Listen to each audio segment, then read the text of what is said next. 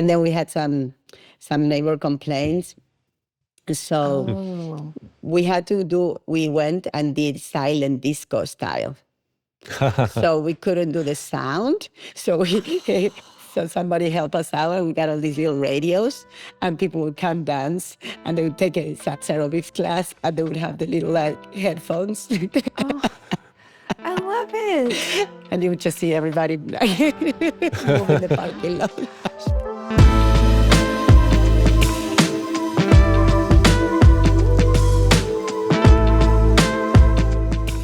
Okay, everybody, we are here today with Monica Caivano.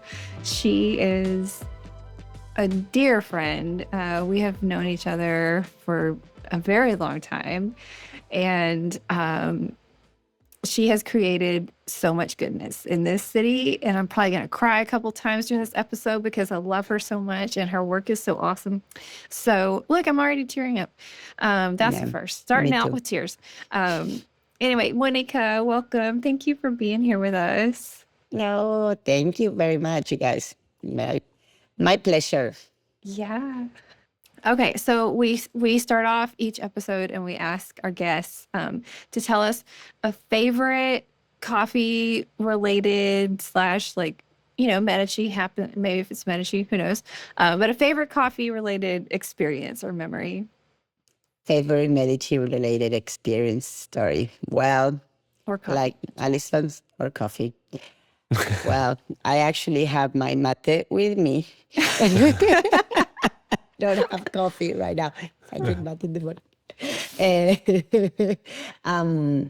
Well, I have to say, like Alison said, we go way back when Medici was, a dream. Didn't have a name or a logo or or a space. Or any thought at all. Or exactly the pre. So, I mean, I do hold very dear to my heart just the beginnings, just seeing you guys, all the, Wesleyan, all the construction there.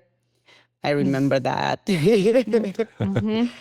And Wesleyan. And of course, my dearest memory is dancing at the Medici downtown. Oh, yeah. So we do tango every Monday, and we've done it in a lot of different places. But Medici was our first place with Gustavo.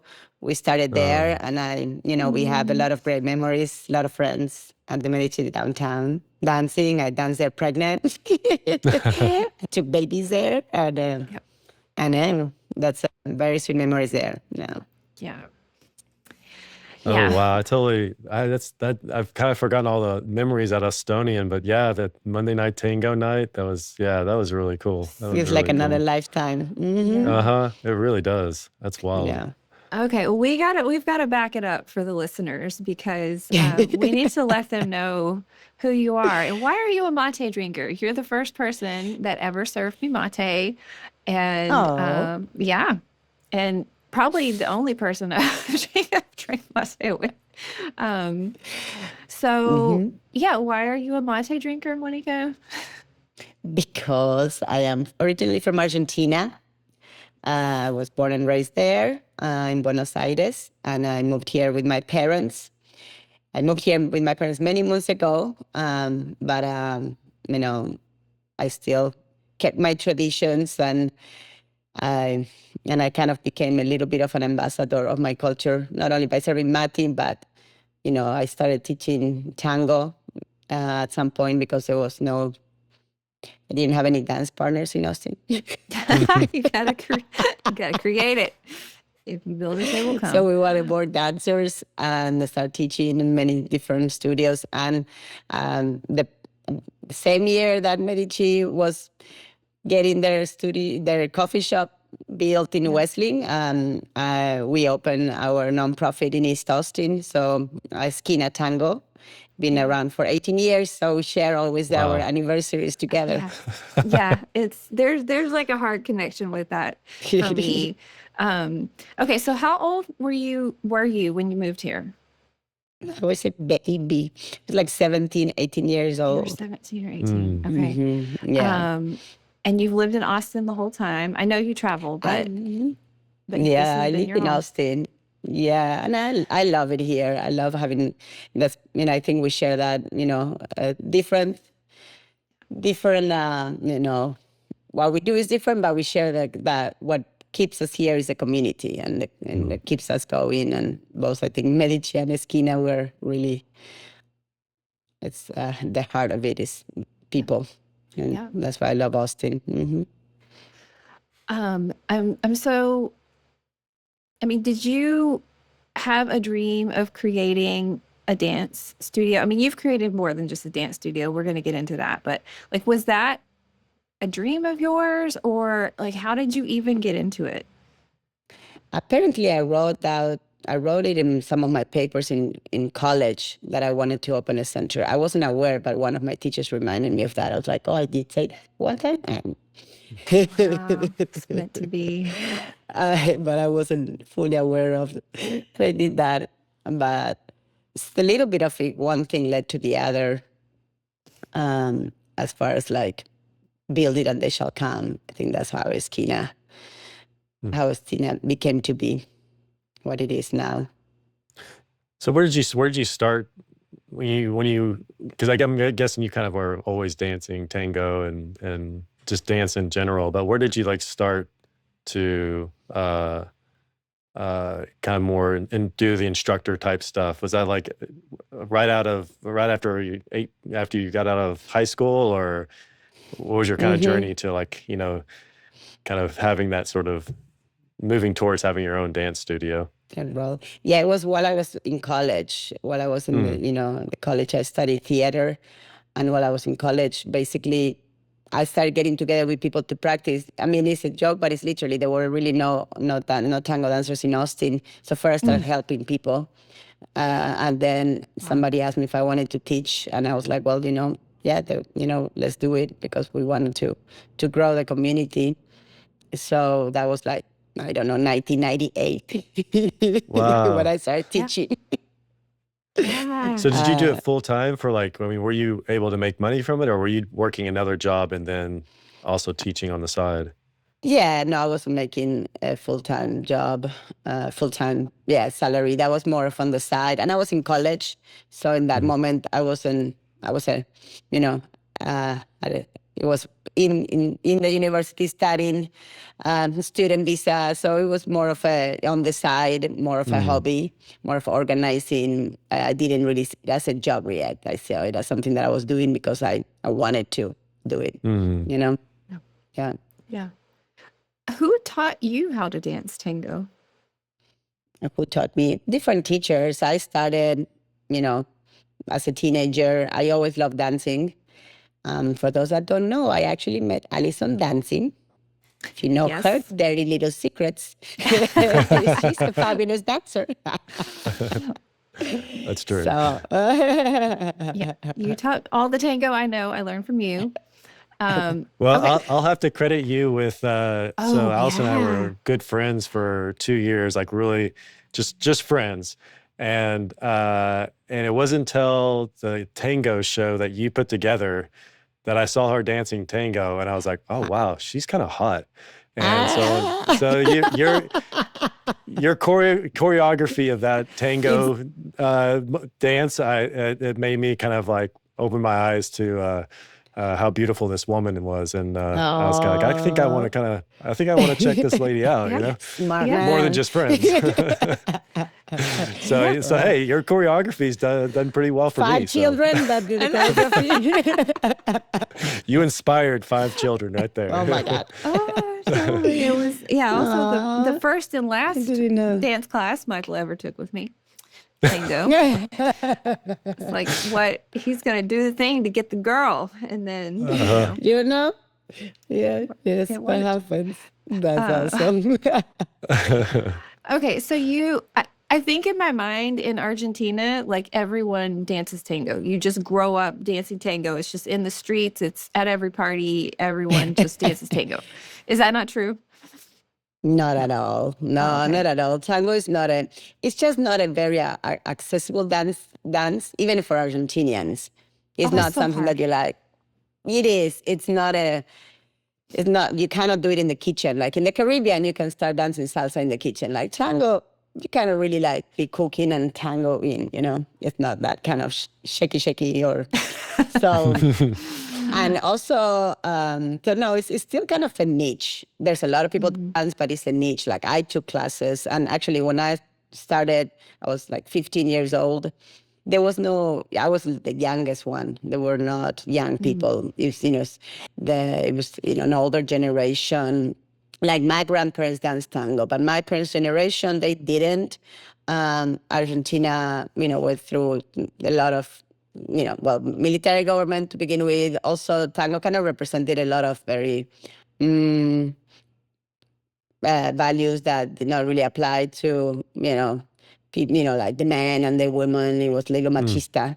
So didn't really speak to a lot of people. And it still doesn't. I mean, and there's a movement in Argentina and Buenos Aires to kind of take away a little bit of some of the traditions that are not really with the, 2024 now. That's interesting. How do you feel about that? I feel great. I love I love the dance, but yeah, some of the traditions and rules, and I think they need to be more forward.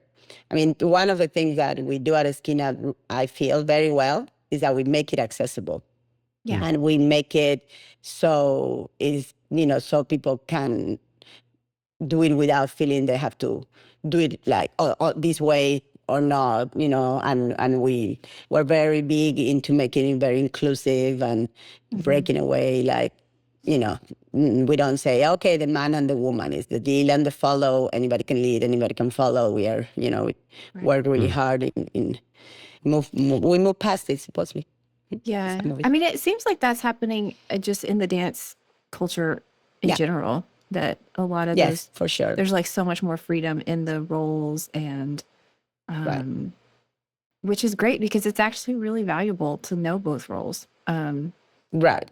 It gives you a whole other understanding of the dance when you can, switch and understand what it is to lead and what it is to follow. And not that I've ever learned how to lead, but you can do it all. You are amazing. So you're like the godmother of tango in Austin. Yeah, at this age, yeah. Sorry, I mean, you're like the youngest, like fairy godmother of tango. No, it's fine. I mean, I am honored to, a lot of people started with me, and I am one of the oldest member of the community for sure. Yeah, and I kind of work really hard still work hard in keeping it together and keeping moving. I mean, we are Esquina Tango. We are the premier places where we always growing new dancers, growing new community, and bringing people in and welcoming. And we are Esquina Tango, but in case the listeners don't know, we have a lot of other things besides tango. I mean, Alison comes and dance salsa, and we have live music and even language classes and kids and classes for seniors. And we're a nonprofit, so we actually do a lot. We have like about 15 classes per week from Monday through Sunday, a lot of different styles. So it's more of an Argentinian culture center, would you say? And tango's a part of that? I would say cultural center. I wouldn't say Argentinian. Yes, myself and the other director Gustavo were both Argentinian, but we're and tango is at its heart because that's how we started, and it's still kind of what we do the most sometimes, but. You can call it Esquina Samba, and Samba comes from Brazil. You can call it Esquina Salsa. We have different niches, like for the different styles that we teach. It's definitely more of the southern cone, from the Caribbean down. We do a class that is Afro-Latin rhythms, and it brings a lot of different people, depending on what calls you. Different styles call different people. Yeah. That's cool. And was it your intention from the beginning to start a nonprofit? Yeah, it definitely it speaks to me the most after school. after college, I basically only work for nonprofit. Yep. I only work for nonprofits. When we wanted to be in East Austin, which I was very excited when Medici opened in East Austin, by the way, years ago. We loved East Austin because East Austin carried more diversity and culture. We felt more at home. Coming from Argentina, we felt more at home in East Austin, and the place that we are used to be a church. So it was kind of the natural path to build a nonprofit. And then it was kind of one thing led to the other. It was like people wanted to improve their Spanish. So we're like, we're going to have Spanish classes. and then one of my oldest teachers started also from the dance world, the same as Alison, Stephanie. She was like, I can do salsa aerobics. I was like, oh, let's do salsa aerobics. We've had that class for 18 years. So it's, a lot of different talents coming together. Yeah. How is it for you? I mean, because it's for you kind of being more of a dancer, but then running a business. Like, how was that for you in that sort of transition? Was that really difficult? Because like Alison, I've kind of explained before in an episode before, this is just like I was a barista who started a business, and I had to learn the business part of it, and that was like the learning curve was like really big for us, And I was wondering, like, was that similar to your experience, or did you kind of have a familiarity with the business side of things and how to run it? I'm still learning. Good answer, me too.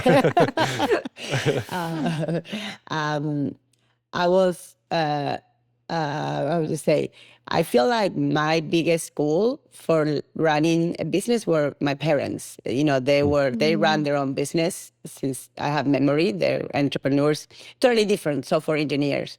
But I grew up with them, running their business, and I felt that taught me a lot without knowing that I was learning. And then I was, by the time Esquina came along, even though it was a long time ago, it was 18 years ago, we had already been building a community. So even from the beginning, we had a lot of support from the community. The board members at the beginning were a lot of the people that have been with us for years, even people coming out and helping repair the building. And then I was lucky that I could make it small increases at a time without having to, without, I don't know how to say, we could keep it small and grow a little bit organic grow, and grow from like, okay, this is a volunteer, okay, now we're paying you, like, so it's a little bit at a time that we were able to still like, okay, we can live within our means, but we can now, okay, we can increase this, we can increase that. And right now, we have, like I said, we've grown to, we have every day about 2 or 3 classes a day or more on the weekends. And we have a lot of contract workers, that come, and I don't have to be there, every day. I mean, I teach a couple of the classes, but the idea is actually to build more the structure now, actually, even though like we are set and things are running, but the idea is I want to build that business side and the structure side so I can step away and it can still go. Because for me, it's something that is very important, even though it's very personal. It's like you and Medici, people love to see you, right? People are like, you guys are like the heart of it, and it's different when you're there than when you're not, but you want it to run without you, right? You feel like, okay, this is thing that needs to sustain itself. It's important enough for the community. And it's the same thing for us. Like, yes, it's different. Like, we have to be there still, our baby, but baby's now 18. Yes. They got to stand on their own 2 feet. That's my... Wow. Yeah. What have been some of the biggest challenges that you have faced and struggled and overcome in running the... Well, let's see if that, I don't know, like what I could say, I was like, then we'll put it in the podcast. Getting divorced, working with my ex-husband, what do you want? having babies and trying Girl. to nurse and clean up because we're very small. We don't, now we start to have help. Like this is the first year that I actually have somebody that officially works events, because besides the classes, we run events. So this is the first year I have somebody who is the event host. Oh, wow. So this is the first year that is not up to me or Gustavo to open and close for events or put the chairs. The And first set up first and clean year. and So that it was great, but yeah, at some point it was just it was a bit, I guess draining. You could say it was hard to, because you do a lot of things. So that's again like part of the thing of like, okay, what we can start delegating, what really is my job, and what is like, okay, I mean, we can afford to, hire somebody to do this and get more, get different people involved. So we can do our job, And of course, the pandemic was a little bit of a challenge. Won't you agree? oh yeah, that. Like, you guys got like awesomely creative about that though. Tell us the strategies you used. Well, it wasn't planned with a lot of time because we didn't know it was coming. But I think because I think they helped me in raising the third world, because we're like, we have to figure it out. What can we do? We gotta be creative, gotta invent. Now, so like everybody else, we had to close the first 6 months. But because we're all like a live experience, people come and dance and take classes. So we're like, okay, I'm beginning. I was like, I guess I'm on vacation now, sabbatical year. I didn't know what to do. But literally the week after we closed, we were like, well, what if we do the classes online? And we just went, all our teachers were like, yeah, sure, I'll do it from my house. So we started all the classes live on Facebook, 100% free, like by donation. Like, we just, all the teachers went live on Facebook and like had their classes. We had a full schedule for 6-7 months. And actually I was like, I realized that it was more important to stay going, to keep going than anything else, because people needed to see their teacher, to connect with their friends, to dance, to move. It was like we were a very important service. And then when we were like, okay, this online thing is driving us crazy, we can't do it anymore. We need to see people. We came up, actually Gustavo and a friend came up with this outdoor plan, and they built, we ended up bringing volunteers and stuff like that. We built these 10 socially distanced, remember that word? Mm-hmm. Oh yeah. Socially distant platforms. So people would have their own individual platforms to dance outside. And they can follow the teacher. I could not wait. Alison? I could not wait to get on that little platform and dance.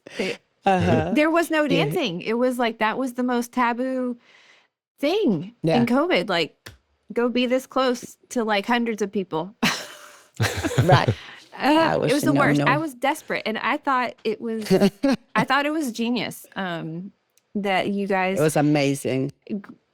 Gathered enough community to build what needed to be built and make it happen. Like that, it was awesome. I totally. Yeah, it was like, I remember the first class that we had, and I could feel the energy of the people coming. I mean, we're still outside, but you could feel like, because just, you take it for granted, but that like being near other people and everybody moving together, it's amazing, creates a lot of energy. But we do it all the time, we don't think about it. But when you haven't done it for like 7 months and people come in, it was. And then we had like music, people had to come with the little pots and they could only dance with the little pots.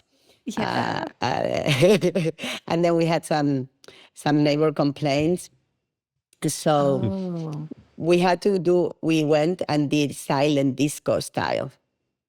So we couldn't do the sound. So somebody helped us out, and we got all these little radios, and people would come dance, and they would take a aerobics class, and they would have the little like headphones. I love it. And that's without music. It was without sound, and you would just see everybody moving the parking lot. It was. It was. I think that says a lot about you as far as, when we talk to different entrepreneurs, and that's kind of like a theme as far as like being creative, and you get a no here, so okay, well, how do I work around that and accomplish this? And it's like you're always like, I hate the word pivot, but you're always pivoting No, and trying to kind of like, bring these things to life. And it's a lot of the things that people don't see. And I mean, Allison, I've kind of seen you over the years and how you've kind of grown this cultural center and dance and stuff. And so it's like, I think it's just really, I just love hearing the stories of how, okay, well, we had a complaint, so here we go, we'll do this, and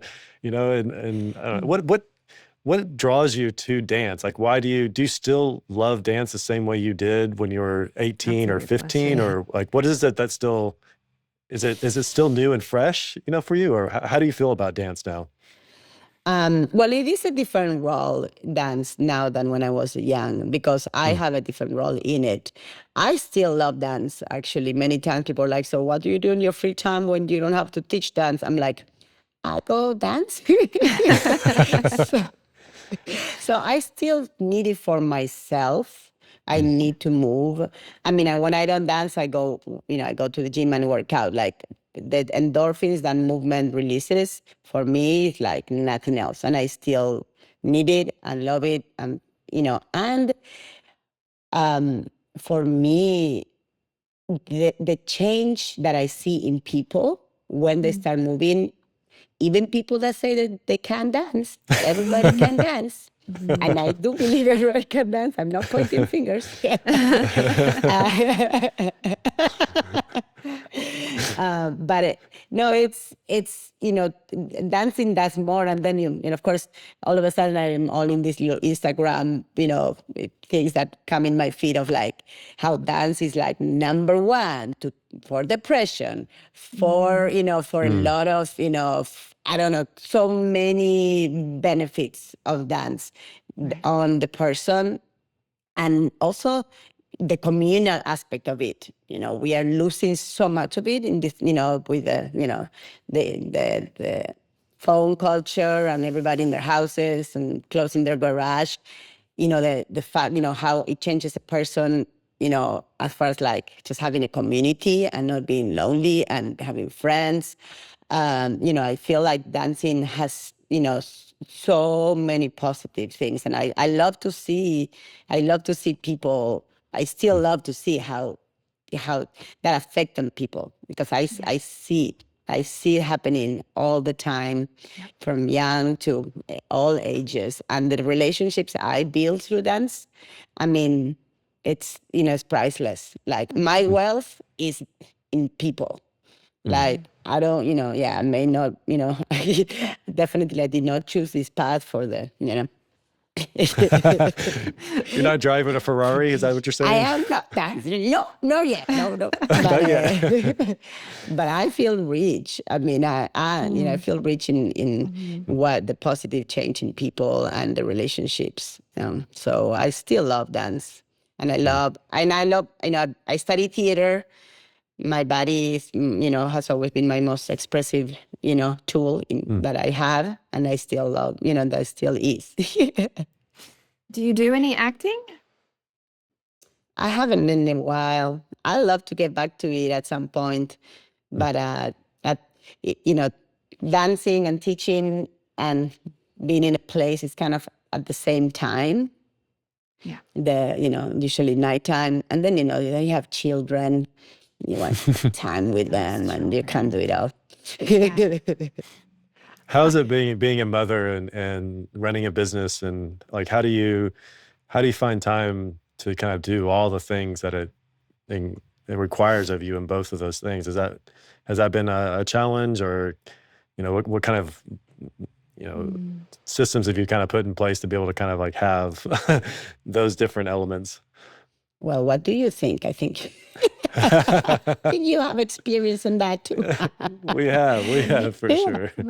I mean, for one hand, I've been very lucky because I live next door to my place. So I've been able to have the baby there, when they were babies. Mhm. all the time there and coming back and forth. And that's also financially has helped a lot because I didn't have to like create a system of babysitters or whatever it was. So, and honestly, at the end of the day, I think it's good for my kids to be part of that environment since they were Yeah. babies. Yeah. It's, healthy. They have like this amazing, they have so many, role models, aunts and uncles, and and they gets, everybody cares for them so much, and they're always there for them, and I feel like hopefully like my parents is one of their bigger lessons for them of like seeing their parents, being an entrepreneurs, and they are part of it. Since they were little, I was like, okay, we're gonna decorate for Christmas, and now I just give them the stuff. They do it themselves. They're part of the events. When we have big events, they will help. They volunteer. They perform now as well. Oh, wow. Wow. Yeah, Alma, my daughter, she's performed some tango this last year in some of our events. Um, Beto, he's a teenager, 13, so, it's not very comfortable right now dancing, for the age, but he Fair. plays the flute. So he played the flute and I performed to him playing the flute at Oh, our wow. last fundraiser. So that was pretty special. Yeah.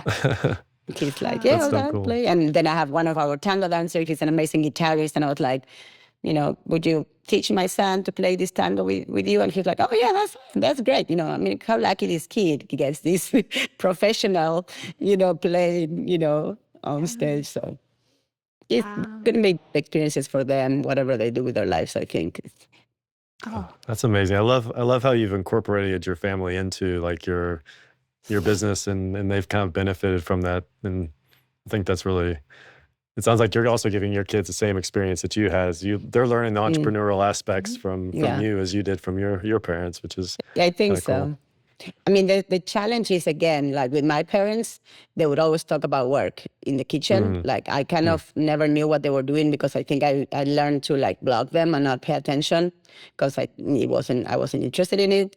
So my challenge sometimes is to just not do anything because again, since we do so much, it's like find the times and we are just not. I'm not answering messages, you know how it is, or checking if this Instagram story or who's following or promoting or, whatever, like just unplugging and just, that's why, for example, this weekend we're going to go camping with some friends. And I'm like, okay, that's important. Like just having some downtime that is, that is just with the family. And that's hard, as you know. So, right. that's- Well, and especially, I imagine there's also kind of a downside of living right next to Esquina because you're never not there. So maybe that could be hard too to find that sense of off-dutiness or whatever.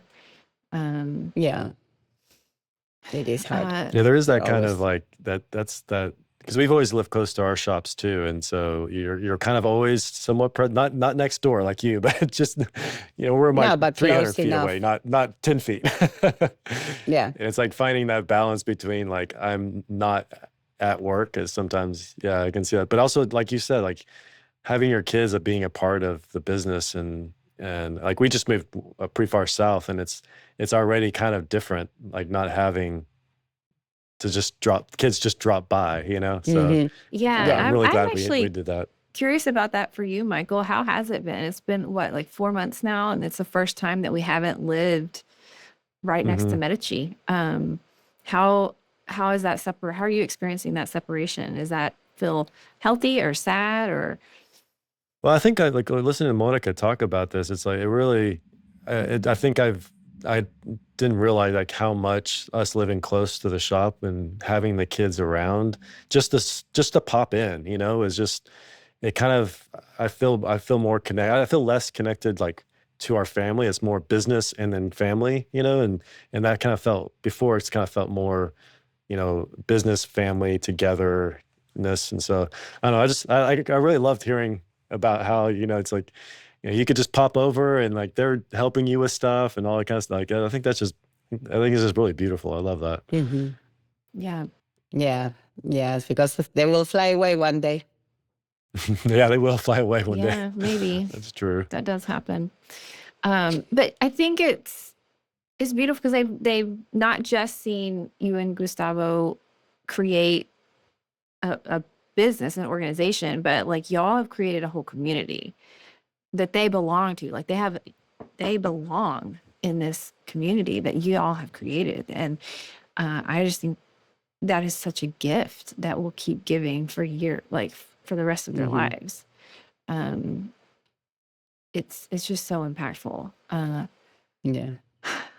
Do they? How have you seen the community change over the years? As far as like, you said you were able to kind of grow small and just grow and grow, and it sounds like it's not just an art. It's not just, like you said, it's like Brazil. It's kind of almost like a Latin culture center kind of thing. Or it's like, how have you seen that community grow? And like, how has it changed over time? Is it and I guess in numbers of people, or in just how that, as people added their own sort of DNA to it, what have you kind of seen change over the years?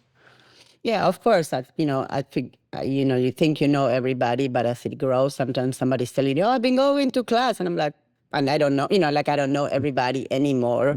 Or somebody may run in, they may recognize me, and I don't, I don't know that they're going. Probably the same thing as Cafe Medici. You used to know everybody that used to have coffee there, and now you don't know everybody. We also have people, people go through phases too. And and sometimes like you see them all the time, and then something happens and they move away, or they change their habits, or they get married, they get divorced, who knows. So, they go through phases, and I still remember somebody was like, "Oh, I miss them. I wonder what happened to them." Like there's some people that will, that I miss seeing them more often than not. And then there'll be new people and new friends that, all of a sudden, and then some of the old people come and they were like, "I don't know anybody anymore." And now we have this, new crop of students, and we go through everything. I mean, because we have people in their 20s and we have people in their 80s. And so we've gone through losses in the community. Just recently, actually, a dear friend passed away. So it's been like pretty, it's sad.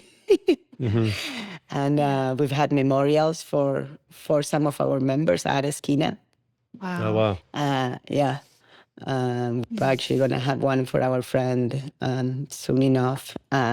So yeah, so people create long-lasting relationships, I feel, and it's beautiful. Sad because then life happens sometimes, but or doesn't. Is it mostly young people, or middle-aged, or older people, or is it kind of a good mix? It's a mix. I guess people would say like tango attracts a little older crowd, but we have a good number of young people that started after COVID, and we do have a good amount of people in their 20s and 30s, and so that really depends on the style too. Maybe salsa attracts younger people. The music or the style will attract different. But we have all of it really. We have from 20s and from their 80s, all in between, and everybody. And actually, I love that. When I first moved to Austin, my party organizing career began at my parents' house, as Alison probably remembers. I remember those. Yeah, remember that. And I used to make a big party from around my birthday, and I love that. I love how my parents could be at my party and my friends could be at my party, and I would bring the tango dancers early and then the Latin dancers later, and everybody could be together. So I love that. I love that kind of that it didn't was like, oh, only the teenage, like we have to, we all can come, we have so much, and sometimes.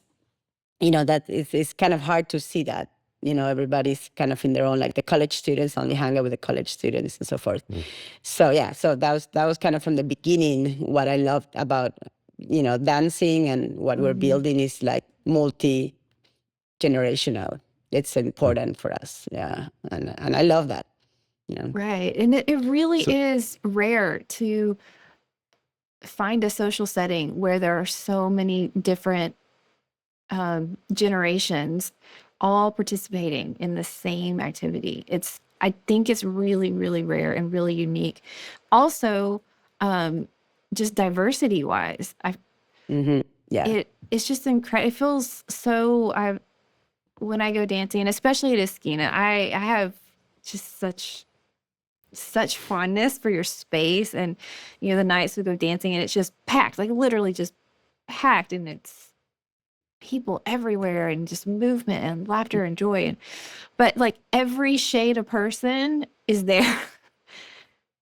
Every age is there, and everyone is just connecting in joy to music. And I'm like, I don't know where else this exists, and I really wish everyone could experience it because it's so healthy.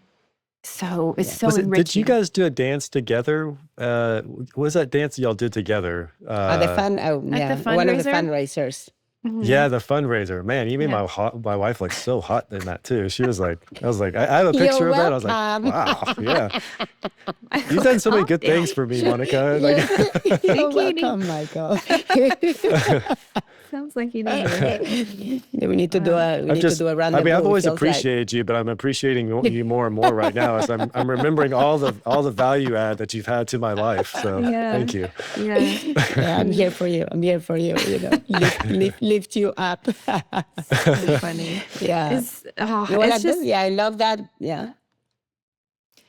It's just amazing. I can't celebrate enough, like, the gift that it is, because it is sacrifice to keep doing this, right? I mean, you don't have to do this. You could go do something else.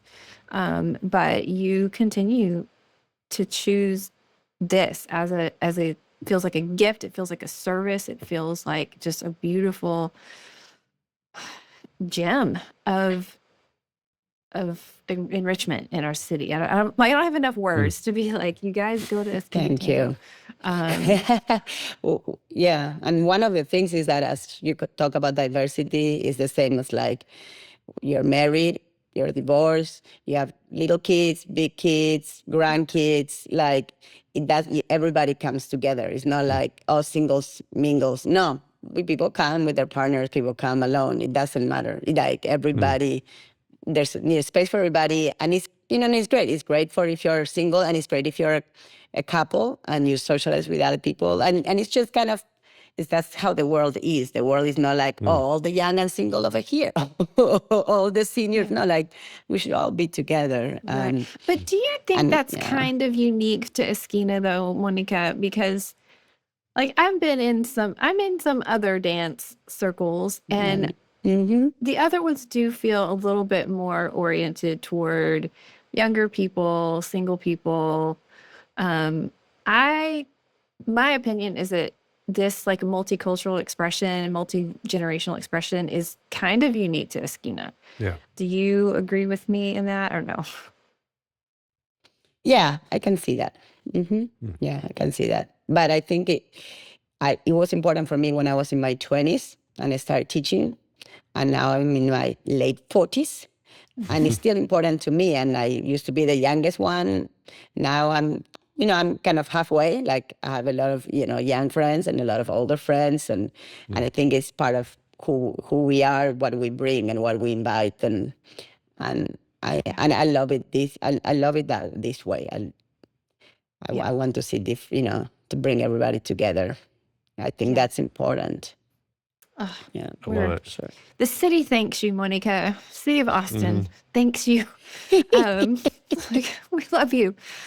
Okay, I do have. We're like getting to the end, but yeah, I do seem to remember at some point you taught clothing optional class. Oh shoot. Tell us about this, Monica. I was not expecting this question. Well, as it is, through teaching, you meet all sorts of people that come from all walks of life. So at some point when we were teaching, we met the directors of this cruise line that organized clothing optional cruises. So we were invited to teach.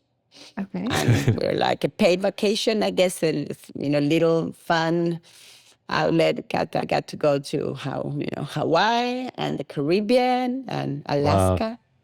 That's awesome. Alaska, clothing optional in Alaska. No, thank you. A lot of robes.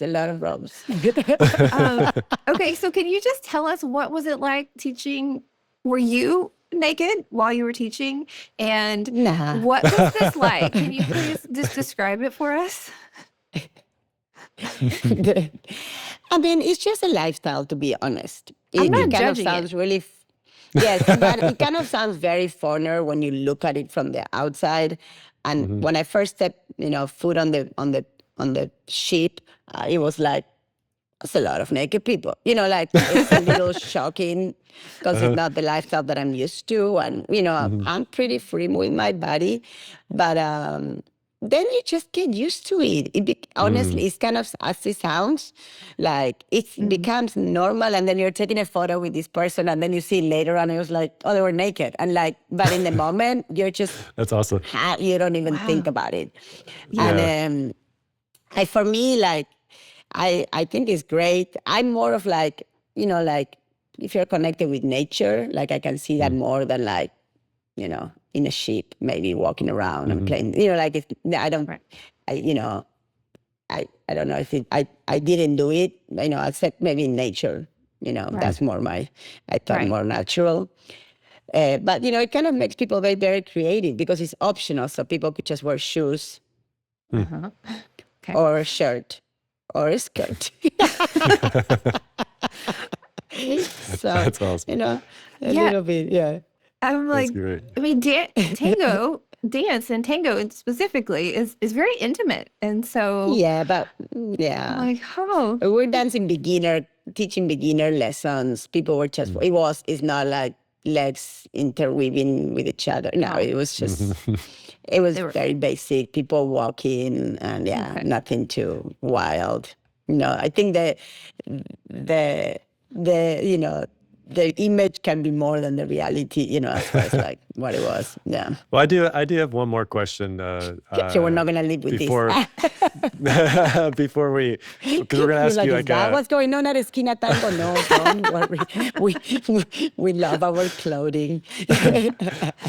because we're gonna ask you for a recommendation, whether it's something you've learned that you want to share with somebody, to people, or a place to eat, or something that you would recommend for people. But before that, I do want to know if this is a specifically Argentinian thing or if this is just unique to you and Gustavo. But I feel like every time I see y'all, I get the biggest welcome from y'all that I feel so special. And I give people Gustavo's impression so many times, Michael, it's he just announced to the whole entire world that he loves me, and he means it. And is a big smile, and I get the same experience from you. It's oh, Michael Edison, you go up to Alison, you pinch her, and you just it's you're about to eat her up or something like that. And I just is that specific Argentinian, or is that a Gustavo Monica special? I think, I don't know. I think Latin Americans are pretty warm people in general. I think so they're expressive and kind of, we definitely have no sense of personal space to begin. That's awesome. So definitely we like to be close and, and I mean, I think in our roles, it's grown even more. I don't feel I was this way when I was a teenager. I think that, kind of really, connecting with people, showing love, making people feel welcome is something that also after, it kind of grows and more and more. It's a little bit, and then it becomes part of who you are, and it's beautiful. I think it is a beautiful way of making sure that we connect with people. I mean, of course, not everybody wants a big hug, the loudness part. Trust me, But- you want a Monica hug. You do. You want a want Monica this. hug, You for sure. want a This is Monica mine. hug. Yeah. We want a Monica little T-shirt. You want a Monica hug. I've had somebody.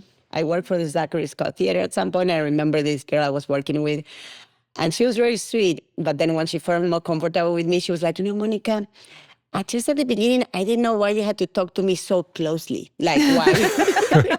Why you had to be so close to me when you talked? So definitely, it is a little bit of a trade of Esquina, and that's what is going to happen. I've heard about the big welcome before, for sure. I love it. So I good. love Don't it. stop. Please don't stop. Oh, well, good.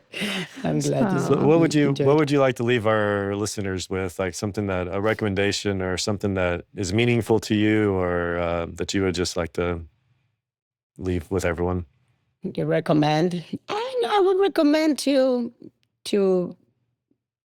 making a point of looking at people in their eyes and connecting with people any chance you get to, or saying hi to somebody. We get in our little blocks, like you go to the gym and sometimes you go to some classes and everybody's like, do, or you're in the line at the coffee shop and do. Like a small chat, a small talk. It's not small talk. Sometimes it's like, connecting with somebody, joking around, making your day better, the other person better day. Just don't miss the chance to, of course, it's okay to need your own space sometimes, but my recommendation would be to look for, to say hello to people and the good vibes. Sometimes we're a little bit, afraid or like looking, conflicted oriented. Yeah. Or not wanting to, just kind of, we're in a rush and we're like, okay, gotta go. So I'm not gonna talk to them. I'm not gonna say hi to them. It's like, no, like slow down, say hi to the bird, say how you doing to people. Right. It's Well, worth Monica, it. thank you so much for coming on. It's really a treat to have you on and get to talk to you. Thank you. And I cannot give you a hug. This is terrible. I know. I know. This is pain. This is the worst. I know. Really. So, Yeah. Can we step out here and just meet at the coffee shop really quickly? Yeah. There you go. Let's do it. I wish. But yeah, for everyone One of my lis- best memories. Yes. everyone listening, really go check out Esquina Tango for not just tango classes, but for all the other things we've talked about. It is really absolutely worth it. Very special. Thank you, Yes, Alison. Thank you, we Michael. want. Yeah, and you don't need a partner. You need no experience. There's some classes that are with no partner at all. Like there's a lot of classes that are just by yourself. It's like dancing on your own. And yeah, don't feel like that you have nobody is a dancer unless they take classes. Yes. And, That's and my everybody's in the same. That's my recommendation. Go connect with someone at Esquina Tango. There you go. Thank you. Well, thank you guys for coming out to Make Haste Slowly, and and thank you, Monica, for joining us, and we'll see you guys next time. Yeah, I can't wait to see you and give you a hug. Te quiero.